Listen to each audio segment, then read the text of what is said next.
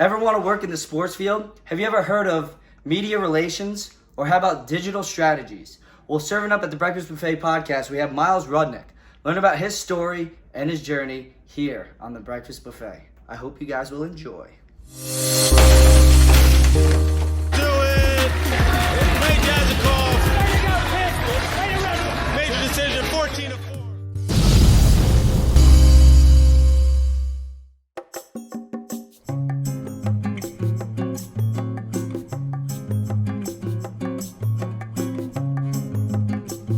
And here we are. We have my good friend and the master of sports media, at least at NYU. You know, he's on to bigger and better things now.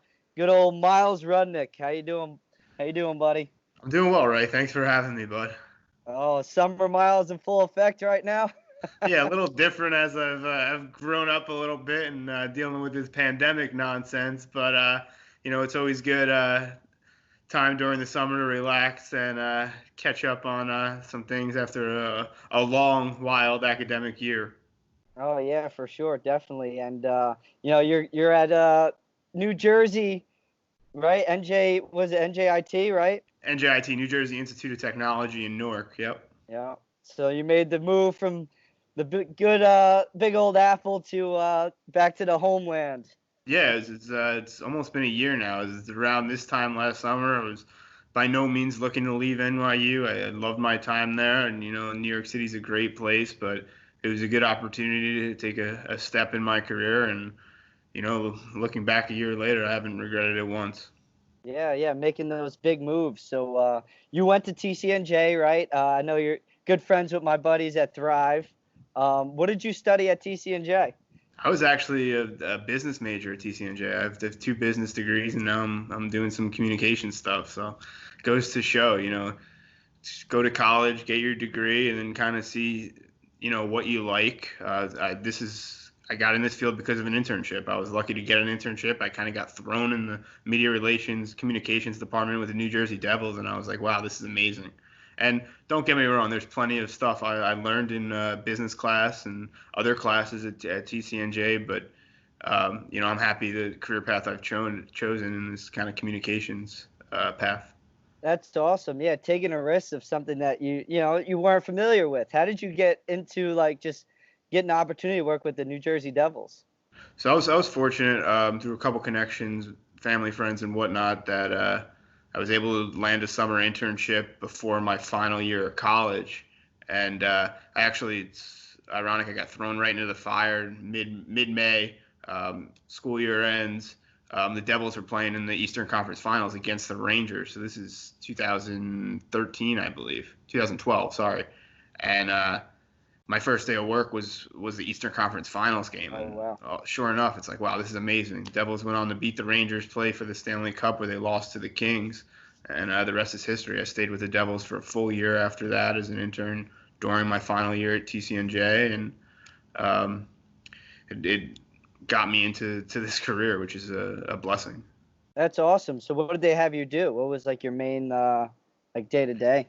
So it's funny. I tell people our day to day is unpredictable, I guess is the best way to put it. You don't know when you step in the door every morning, you don't know what your day is going to look like. So it is important that you plan and you get ahead of things. But how sports work. At any given moment, you could find out some news, something changes, and especially where we're at right now, everything's changing every day. Yeah. So it's important to be on top of things. But when I was with the Devils, those first 2 weeks were during the games. I would hang up on press row with all the press and help them get them stats and run them stats. Be there before the game and help with the post-game interviews as well. And then once the season wound down and it was the off season, helped work on the media guide for the next year and help get things ready for next year.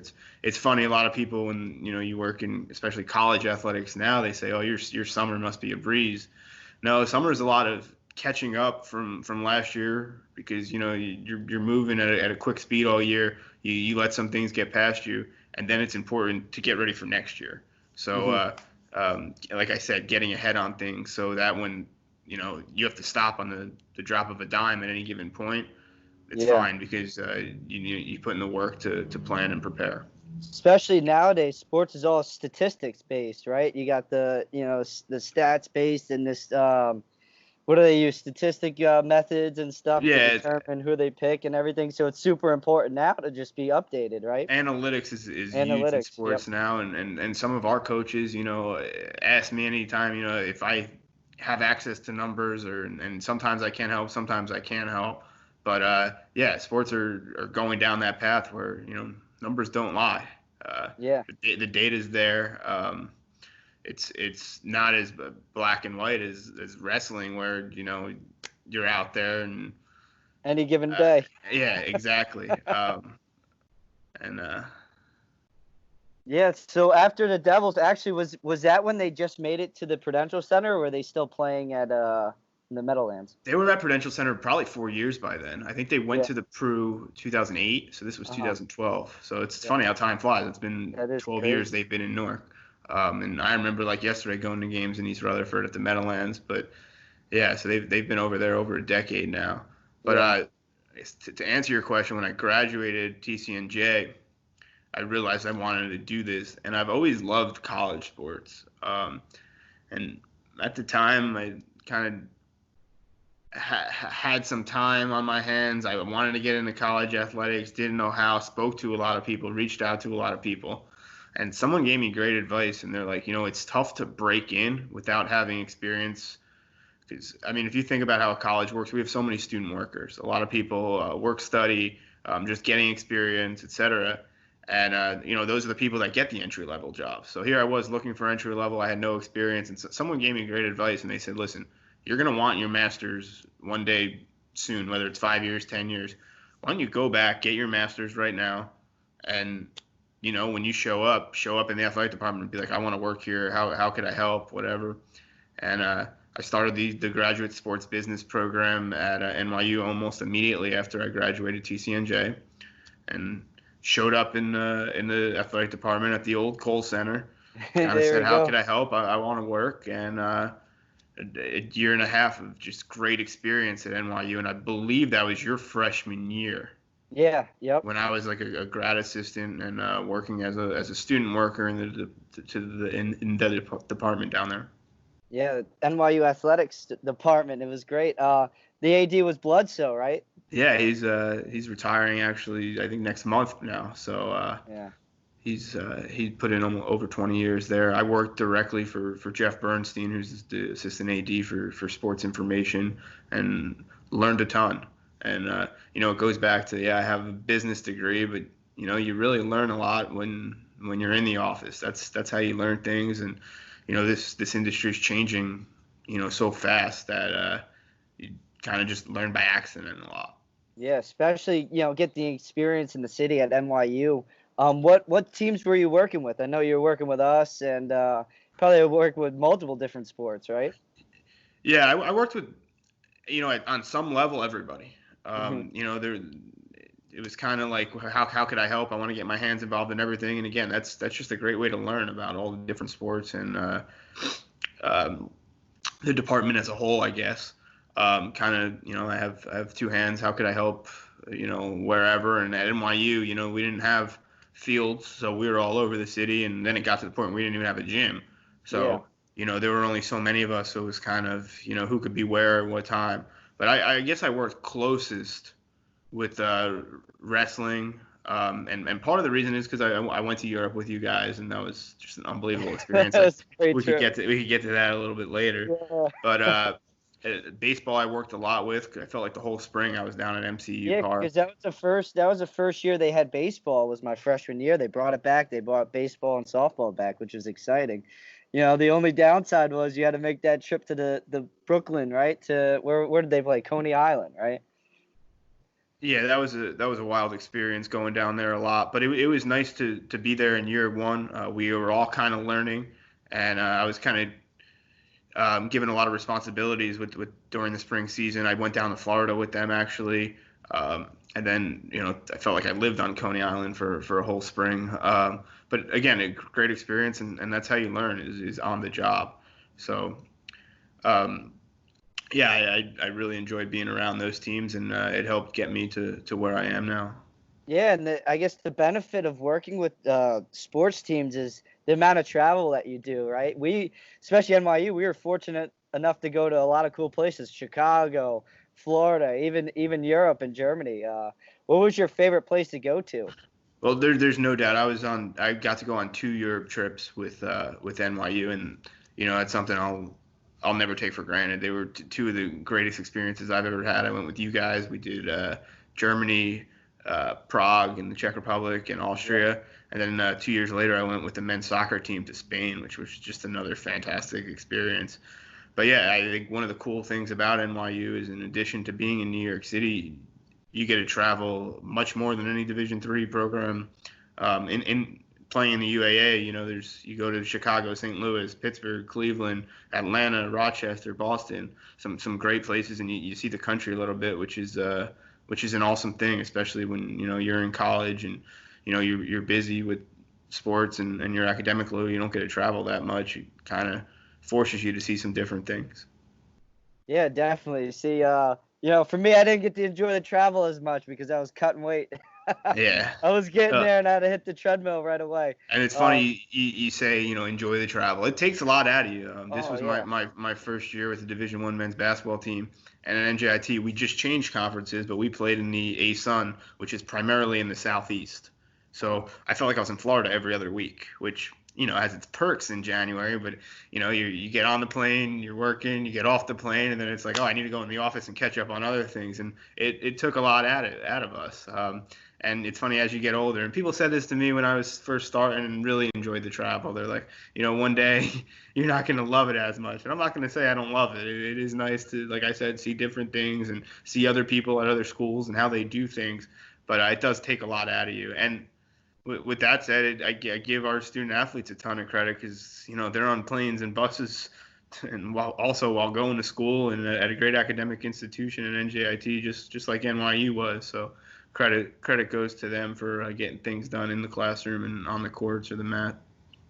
Yeah. So what was like the difference between the sports, just covering all these different sports? What was the easiest sport and what was the hardest sport to cover? I don't think there's an easier or a harder. There are definitely sports I was more familiar with when I started, and there were sports I knew nothing about that you have to learn. I think wrestling, I was fortunate. I was kind of enjoy being around you and asked to be around you guys and work with you guys because I grew up with the sport. My cousin wrestled at the University of Wisconsin. So, I always looked up to him. He was about 10, 12 years older. So whether it was going to his high school matches or when I was in middle school, we actually went to Big Tens and then NCAAs to watch him wrestle, which is one of the cooler events I've ever been to.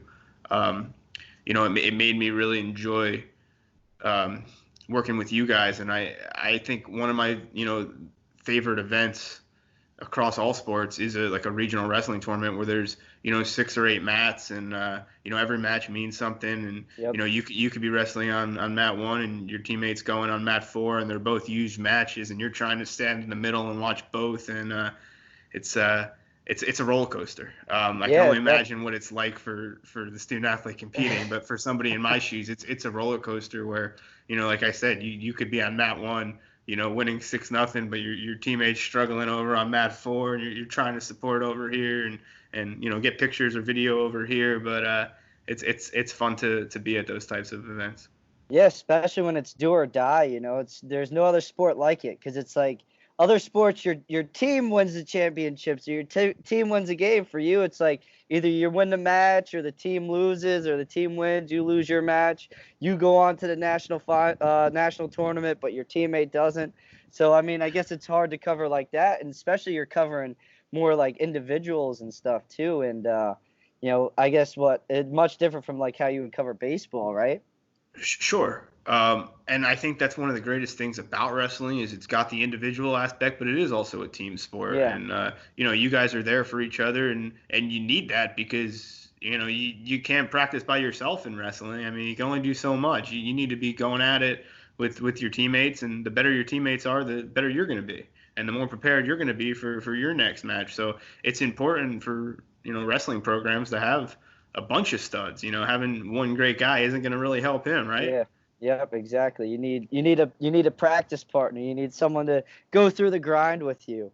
Um, so going back to the digital media and marketing side, what was some of your as you got as you got more seasoned and everything, what was your primary position in just your day to day? So it's funny, when I started this, I had no experience with Photoshop or video stuff, or very little even social media stuff. But you learn, you play around, you learn, and that's what takes up a lot of my time right now. Way more video now than when I was at NYU, Hmm. which is great. I enjoy it.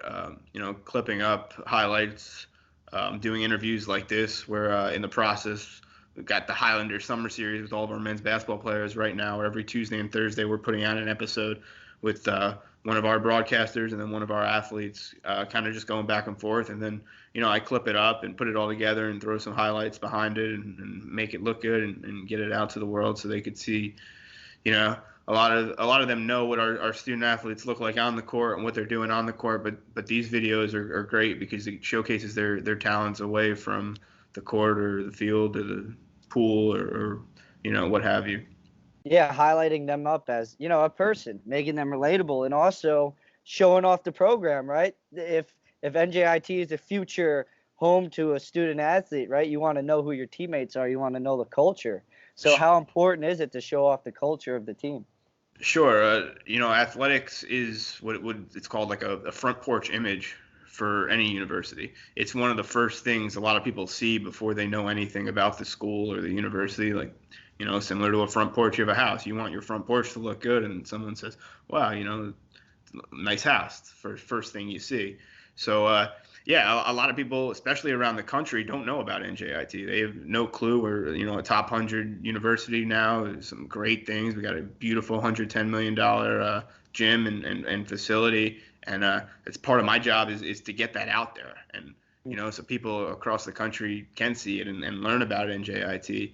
And, get the word out there that we are a great school. And yeah, we're a state school and we have a lot of students from New Jersey, but it's also, we're trying to attract not just student athletes, but students, nationally and internationally as well, and, Mhm. and bring them in from around the world. Yeah, and you're a big part of that. That's very important. Pushing that team out, pushing the market out, and it is a business, and it is. And did they teach you any like marketing tips? Like I know Facebook marketing is a huge thing. The paid advertisements. Is that something you guys do? No, we tried not to spend money in that aspect. We obviously push stuff out on Facebook, and there's little tricks, how to get things to certain audiences. I think that's a huge thing, is knowing who your audience is or who you want your audience to be. Um, I think with social media right now, three big social media platforms, Twitter, Instagram, and Facebook, you're looking at three totally different audiences. Yeah. Instagram is a lot more of a younger crowd. Facebook's a little bit of an older crowd, and Twitter's more of a news crowd. People looking for information. Yeah. So Quick you updates. got Yep. you got to tailor the way you're pushing stuff out to the platform and the audience as well. Um, but as far as paid advertising goes, it's probably not necessary. People we're Yeah. trying to reach with our stuff, but it definitely works for a lot of people, especially with Google and Facebook doing it now. Yeah, I feel like that's more for like products and brands, not so much sports teams, right? Because it's like the teammates and everyone are sharing all that around, so that gets around. Um, so with the NJIT and everything, bringing it back to the NYU days, good old Bruce Haverly. How was it working with Bruce Haverly? What was some tips you picked up from him?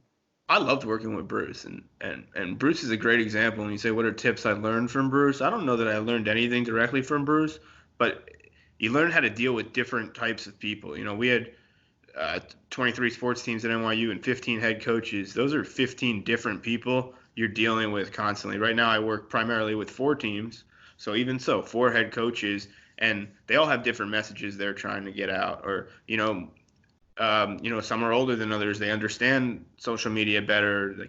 They don't understand it, and you have to have an answer sometimes. Well, why do you want this? It's not just for the greater good of me. It's for your program or our department as a whole.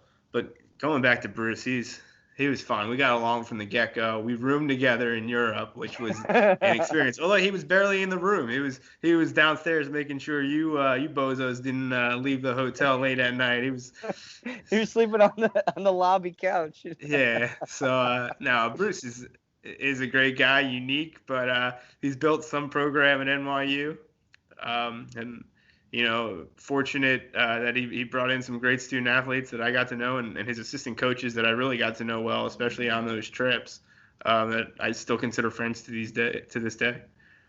Yeah, so going now to current days, just the way the world is right now, what is your guys' plan and marketing plan now? Like there may not even be a season. Some schools might not even have school this year. How are you guys dealing with that and just preparing? I guess it's a day-to-day thing at this point, right? 100%. I think the best thing I could say is just be ready for something to change tomorrow. Trying to stay on top of things, being ready that, if we go September 1st, we'll be there, we'll be ready. But, if they say, no, it's not going to happen, we'll be ready September 15th or the 30th or, come January 1st, whenever it is. Putting a lot of actions in place. I know one thing for us, we're talking about from a media standpoint is, you look at a normal press row or at a basketball game, the table with everybody sitting there ain't nobody 6 feet apart. Yeah. So how do we get, if we have to social distance at these events, how do we get more space? Do we have to use both sides of the court? Do we have to extend the tables? There's a lot of little things that people probably don't think about that we're trying to stay on top of. And another great thing about my industry in athletics, and specifically in athletic communications, is it's a fraternity, for lack of a better term, where we all work together at different schools and we all pitch ideas off of each other. And don't get me wrong, when I was at NYU and we played WashU in basketball, I wanted to beat the heck out of them every time. But Chris Mitchell, who's the head of athletic communications at WashU, is one of my close friends and somebody I text all the time with ideas and whatnot, and working with them. So there's a lot of Facebook groups or forums online. How are you preparing for this? How are you preparing for that? And you read something and you're like, wow, it's a great idea. Let me bring that to NJIT or to New Jersey as a whole, or the conference may start mandating things. But there's a lot of intelligent individuals in this field. And, if you could pick and take, something from each one or something from a lot of them, or a lot from a lot of them, you'll be pretty well off. And again, we all like helping each other, which is a great thing too. Yeah, that's awesome. And, especially different colleges, they have, a different amount of people in that field, right? So like NYU, you were probably doing it all, it was just you doing the pictures and the articles and everything. Other teams have the luxury where they have like 6 or 7 people in one sport, right? Yeah, it definitely wasn't me at NYU. There were a couple of us, and it was a team. But the hard thing about NYU is we were all over the place. Without having home fields and whatnot, we were spending a lot of time just traveling to get to events and whatnot. Being an NJIT has been amazing because I'm only the primary. My primary responsibilities are only 4 sports, like I said. So very rarely during the year do I have more than 2 going on at one time. Women's volleyball in the fall, men's basketball in the winter, baseball in the spring, and then men's tennis, which kind of starts in the fall for a little bit and then goes back in the spring. But it allows me to be better at my job because I get to know not only the coaches and the student athletes, but what they want and how to tell their stories. And I think that's another reason I enjoyed working with you guys, is because I knew you guys well. If I ever needed something, whether it was from Bruce or one of you guys, I could pick up the phone, text, call. I didn't have that luxury with every team. If I needed something from another team, I might have had to explain who I was, why I wanted something, etc. But I spent my winter with our men's basketball team, and I got to know those guys really, really well. I tried to get to practice every day, show my face, talk to them off the court, see what they're up to, and it definitely made me better at my job and made my job more enjoyable as well. Yeah, that's important. If everyone gets along, even if it's just the media guys, the producers, and the people setting everything up, you want to know who those are. Everyone works together. to build a program and build the culture. So it's important that you said that. You knew all of us. Everyone went up to, yo, Myles, what's up, my man? Everyone knew who you were, and it was just a great thing, especially when everyone gets along. So going back, we'll have some fun here now. Oh, What was your favorite thing about Germany, or the my whole Euro favorite thing trip? about The whole Euro trip that you took with the wrestling team.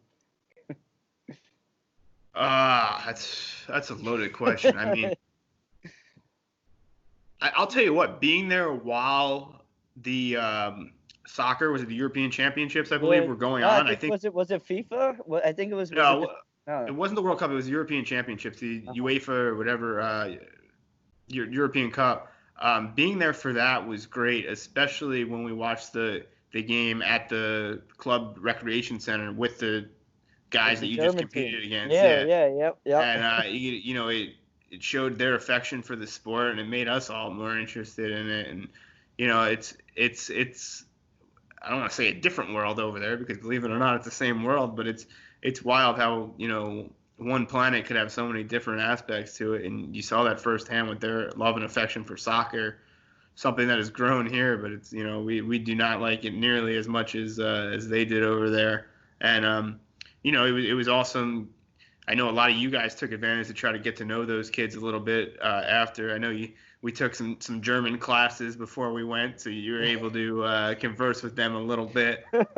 Only the important, words like, yeah, let me get a beer or something, right? Or Prost. Prost was Pros thank was you. it? I remember that one. Yeah.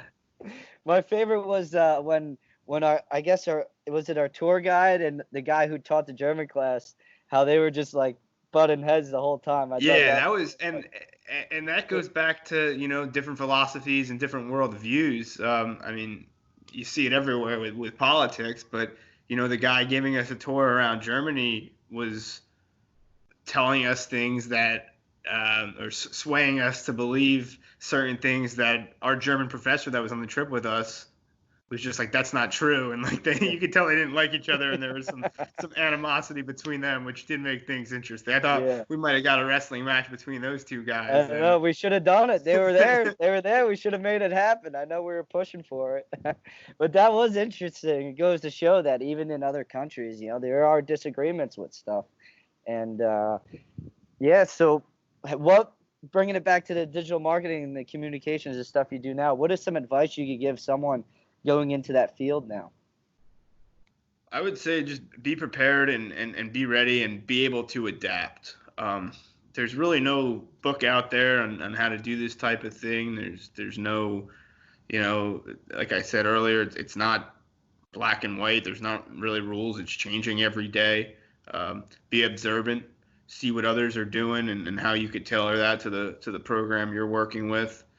And then, communication is key. Don't be afraid to pick up the phone, call somebody, text somebody, whatever it may have you. And just like anything else in life, relationships are so important. I mentioned it, how, if I need help from another professional at a different school, I'll pick up the phone and call them.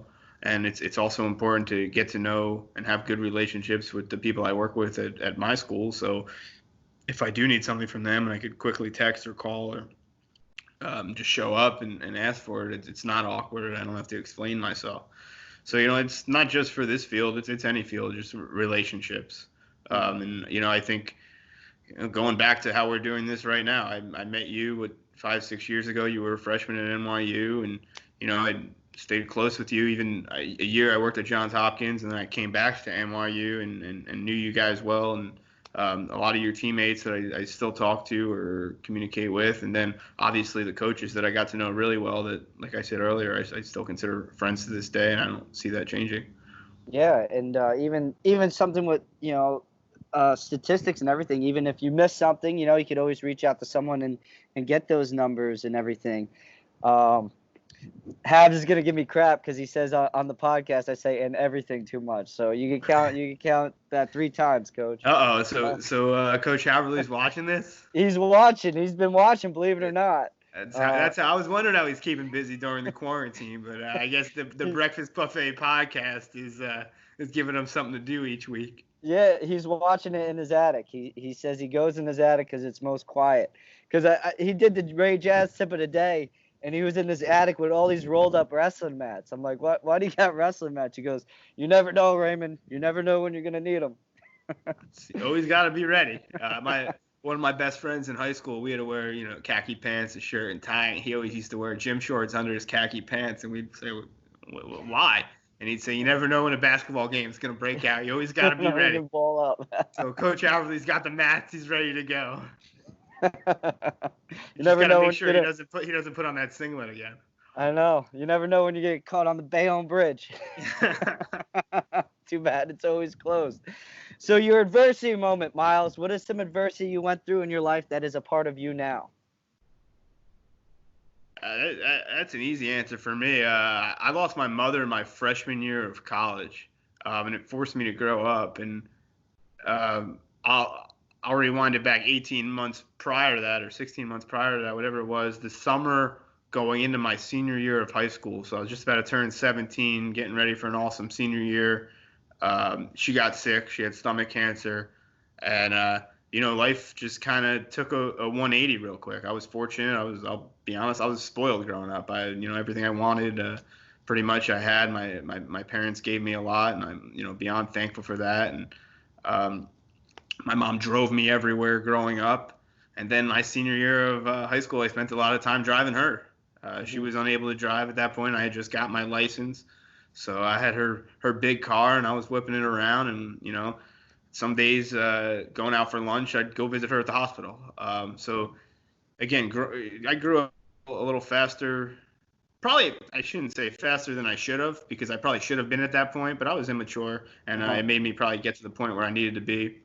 Then my freshman year of college, I went to the University of Tennessee my first semester, and that was really tough on me because she was sick, and I was smart enough and able to realize it was coming to an end. So over winter break, she wound up passing away, and that led me to decide to stay home, be around my brother and my father, and go to TCNJ. Again, a blessing in disguise. Mhm. My best friends I lived with at TCNJ, just a great school, a great place, but it was definitely a lot of adversity, not just those 18 months she was sick and when she passed away, but the coming years after that. Not a day goes by I really think about that I don't think about her, and it's been over 10, 11 years already. But you look around, and everybody deals with adversity, and I was fortunate enough to have a great mother for 18 years of my life, Mhm. and not a day goes by where I don't think about her, and I'd like to think she'd be proud of where I'm at now, and where I'm moving going forward. Yeah, definitely. And Dan Gable said it best to me. He said, his sister passed, my sister passed, and he said, you know, use them as like a catalyst to your goals. They're part of you now, and that helped a lot, with that. So yeah, definitely, and some adversity, and it's a part of you now, and that's why you're on to great things now, and taking the risks in that field and doing great things, and I'm proud of you. I'm proud of you, my man. See, it comes full Yeah, circle. Now you're proud of yeah, me. I was proud of you a lot, and yeah. I'll say this about you, Ray, that now I've been doing this over 5 years, probably 6, 7 years, and I don't know that I've come across a harder working student athlete than you. Somebody that if everybody wanted it as bad as you, our teams would be doing way better. The NYU teams would be doing way better. And I remember, your senior year, you wanted nothing more than to break the wins record. You did it, and then you wanted to be an All-American. And your All-American match, I don't think I had any doubts that you weren't coming off the match a loser. Yeah, Whatever it took, you were going to put in, and you did it. And I was proud of you, and I'm still proud of you. So there you go. thanks. Yeah, and it was funny. All my friends said, "Man, after that match, you probably did every celebration in the book." Yes, but you know what? You hit your goal, and good for you. Yeah, I mean, it was a proud moment, not only for myself, but like everyone that supported me through those years. I did it for you. I did it for Coach Korbelansky. I did it for everyone that couldn't do it. And that's why when you're my friend and you're a part of me and part of my life and part of this journey. You're literally with me. So that's why I take great pride in my friends and the people I talk to, and all that. I don't want to say in everything because Hadley's going to count it again. He's keeping it tallies, but that's why I'm so fortunate to have all these great people in this journey, and that's another reason why I have this podcast, to share everyone else's story and journey, because everyone's been through adversity, everyone's been through different situations, and everyone's looking for a career. And when I was in college, I didn't know what I wanted to do, so I hope this podcast is helping people maybe taking a look at digital marketing and communications and sports media. And I think if nothing else, it shows that, when I was 18, I thought I wanted to work in business. When I was 21, I still thought I wanted to work in business. Then all of a sudden, I graduated college and I said, no, I want to work in, the athletic communications or college athletics industry. And, it's fine to change and like you mentioned earlier, take risks. This time last year, I definitely took a risk. I was comfortable at NYU. It was a great place, great people, but I said, I want to try something new and see something else and work with other people and learn more. And I went to NJIT, and I'm thankful for that. So, just because you decide to major in something as an 18-year-old doesn't mean you have to stick with it for the rest of your life. Yep. So we'll end it with this: who is Myles Rudnick, and what do you want to be known for? Who is Myles Rudnick? What do I want to be known for? See, the who could always change. The what, it holds you accountable. I'm a friend to many. How about that? There we go. A friend to a lot of people. I like to say I know how to flip the switch. Sometimes, we got to put a friendship aside and be serious and get to work and get to business.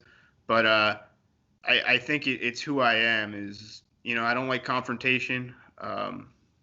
I like to, find the good in people and, find the similarities we have. And, whether you're I guess you were an 18-year-old from South Plainfield and I was a 24-year-old from further north Jersey. And you know what? We look at us now. I'd like to say we're friends. And, yeah, we have a lot of similarities. We like to party at the Jersey Shore when there's no pandemics going on. But, you find what you have in common with people and,